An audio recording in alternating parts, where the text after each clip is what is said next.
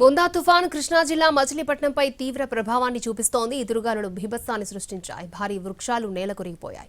రోడ్లపై కూలిన చెట్లను తొలగిస్తున్నారు. దీనికి సంబంధించి మరింత సమాచారాన్ని మా ప్రతినిధి శ్రీకాంత్ అందిస్తారు.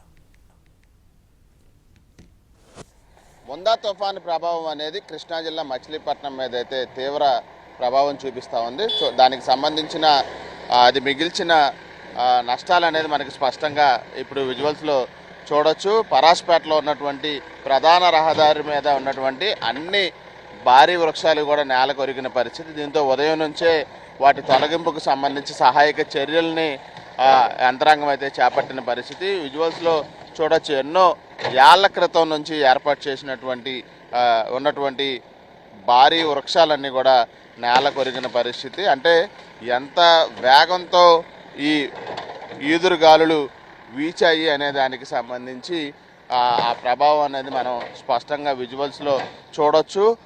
ఇవి కొన్ని 50 ఏళ్ల నుంచి కూడా పెరిగిన వృక్షాలుగా కూడా మనం చెప్పుకోవచ్చు. ఎందుకంటే అంత బలంగా ఇవి పెరిగిన పరిస్థితి ఆ వృక్షాలన్నీ కూడా అవన్నీ కూడా ఈదురుగాలుల తాకిడికైతే మొత్తం కూడా నేల కూలిన పరిస్థితి. మొత్తం వేర్ల నుంచి కూడా అవన్నీ కూడా బయటికి మొత్తం ఆ ఈదురుగాలుల తాకిడికి వేర్ల నుంచి కూడా బయటపడి ఈ మొత్తం ఈ భారీ వృక్షాలు అనేది ప్రస్తుతం నేల కూలిన పరిస్థితి మనకి స్పష్టంగా కనపడుతూ ఉంది. చూడొచ్చు విజువల్స్లో కూడా స్పష్టంగా అది ఎన్నో ఏళ్ల నుంచి పెరిగిన భారీ వృక్షం అడుగు వేళ్లతో సహా నేల కూలిన పరిస్థితి. దీంతో ఉదయం నుంచి ఇళ్ల ముందు ఉన్నటువంటి ఈ భారీ వృక్షాలన్నింటినీ కూడా అధికారులు తొలగిస్తున్న పరిస్థితి. ఆ ప్రొక్లైన్ల సాయంతో ఇళ్ల ముందు ఉన్నటువంటి చెట్లను మొక్కలుగా చేసి వాటిని తొలగిస్తూ ఉన్నారు. సహాయక చర్యలు అయితే ఉదయం నుంచే మచిలీపట్నం వ్యాప్తంగా అయితే కనపడుతూ ఉన్నాయి. ఎందుకంటే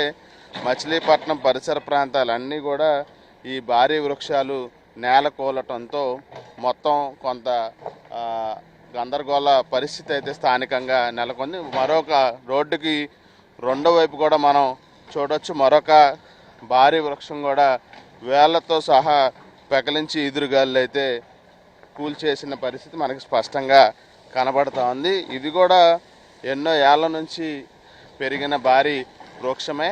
అంటే ఎంత తీవ్రత ఆ తుఫాను తీవ్రత ఎంత పెద్ద మొత్తంలో ఉంది అనేది మనం చెప్పాలి అంటే దానికి సంబంధించి ఒక నిలువెత్తు ఉదాహరణగా దీన్ని మనం చెప్పుకోవచ్చు.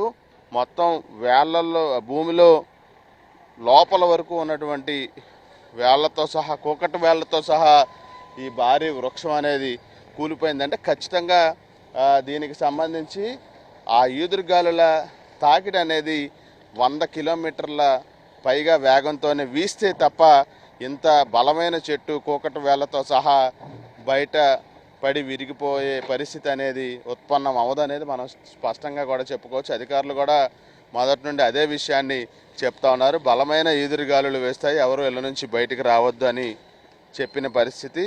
ఈ నేపథ్యంలోనే దాని ప్రభావం బొందా తుఫాను ప్రభావం అనేది మచిలీపట్నం మీద ఎంత బలంగా ఉంది అనేది ఈ రోడ్ల మీద కూలినటువంటి బలమైన వృక్షాలను మనం చూస్తే కనుక స్పష్టంగా చెప్పుకోవచ్చు. ప్రధాన రహదారి, ఈ రహదారిలో అన్ని చోట్ల కూడా భారీ వృక్షాలు కూడా కూలిన పరిస్థితి. ఈ నేపథ్యంలోనే వీటికి సంబంధించి తొలగింపు చర్యలు, సహాయక చర్యలు అనేది ప్రభుత్వం నుంచి కూడా చేపట్టిన పరిస్థితి అయితే మనకి స్పష్టంగా కనబడుతుంది. విద్యుత్ సరఫరాకి పునరుద్ధరణకి సంబంధించి కొంత సమయం పట్టే అవకాశాలు ఉన్నప్పటికీ కూడా ఈ భారీ వృక్షాలు అనే వాటిని తొలగించడానికి మాత్రం ప్రొక్లైన్లు, ఐరన్ కట్టర్ల సాయంతో వీలైనంత త్వరగా వీటిని తొలగిస్తున్న పరిస్థితి మనకు మచిలీపట్నం వ్యాప్తంగా అయితే కనబడతా ఉంది.